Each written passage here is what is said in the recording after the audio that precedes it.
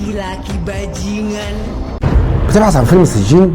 طيب ما سالتش نفسك ليه ناس كتير جدا حذرت من مشاهده الفيلم ده؟ لا مش بس كده، ده في شيوخ كمان حرموا مشاهده الفيلم. في فيديو النهارده اقول لك على تفاصيل بخصوص الفيلم جايز تكون ما تعرفهاش عن الفيلم، بس مش هكمل الفيديو الا لما تبعتوا لي قصدي الا لما تدوس لايك وتشترك في القناه وتفعل زر الجرس علشان يوصلك كل جديد. فيلم سجين سلسله افلام تركيه رعب. الغريب في السلسله انها بتخاطب الفئه المسلمه اكتر من اي فئه ثانيه، وده كان واضح في الاجزاء اللي فاتت.